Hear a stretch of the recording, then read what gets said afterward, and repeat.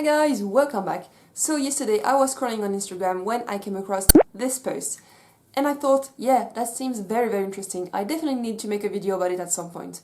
And then I learned it's actually BFRB week right now and it's ending tomorrow on the 7th, so I was like, oh crap, I really need to make a video about it very soon. So today for BFRB week we're gonna talk about the difference between body-focused repetitive behaviors and self-harm. And this is actually a topic that came back quite a bit from the BFRB community that I was looking on Instagram for this whole BFRB week.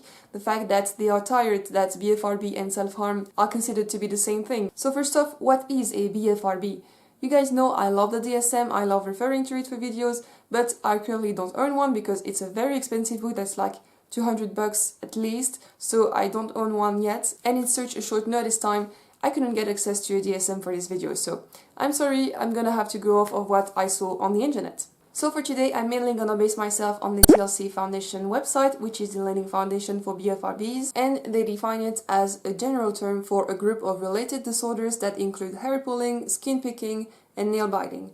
These behaviors are not habits or tics, rather they are complex disorders that cause people to repeatedly touch their hair and body in ways that result in physical damage. The TLC Foundation has a whole article about the difference between BFRB and self-harm. This is also something I'm gonna base myself on. The two main types are dermatillomania and trichotillomania. Those are both in the DSM-5, those are both official diagnoses. Trichotillomania is a hair pulling disorder, so it could be hair like this, but it can be eyelashes, it can be body hair, it can be everything. And dermatillomania, or an excoriation disorder is also called, is the fact of picking at your skin. So what is the difference between the two? Because when you just hear it like that, a simple description, they can seem very similar, and they can be, because pulling your hair, picking at your skin, ripping out your nails can be forms of self-harm, but they can also be a body-focused repetitive behavior. In my opinion, there's two main differences between a body-focused repetitive behavior and self-harm. So the first big difference is intent. In self-harm, the fact that you're hurting your skin, the fact that you're hurting your body is the main intent. In a BFRB, it's a consequence, but it's really not your goal. Your goal is not to hurt yourself. Although hair pulling or other BFRBs may reduce negative emotional states for some people at various times, they are rarely engaged in to intentionally produce pain, as in the case of cutting. So the first big difference is about intent. Is the wound that you're creating the main intent? In self-harm, yes. In a BFRB, it's not the main intent, it's one of the consequences, but wounding yourself is not the main intent. And yes, self-harm can be used to self-soothe or something like that, but you know you're hurting your body, and you know that this is what you're going to do. The second biggest difference is about awareness.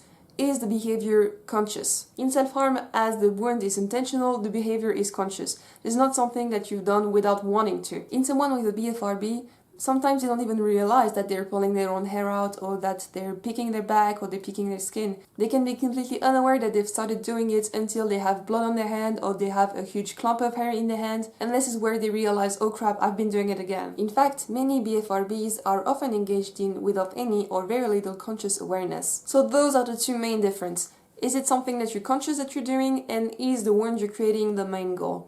If the response to both of these questions is yes, then it's probably self-harm. If your answer is no for one or both of the questions, then it's not self-harm, but it may be a BFRB. So that's it for this video. I hope you liked it. I'm not very knowledgeable on BFRBs and stuff like that. I've never suffered from it. I don't know many people that have suffered from it. So if you have further questions on BFRBs, I won't be able to help you much. But if you do know good resources on YouTube, on Instagram and all of that about BFRBs, please leave them in the comments so people can go check them out. That would be very great. As usual, if you want to chat with me, you can hit me up on Instagram, link is in the description as always. I post daily there and I answer to every DM I get.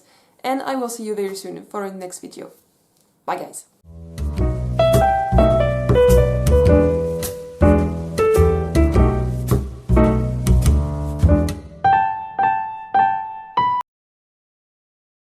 And then, Ireland, it's actually BFRBs, oh gosh.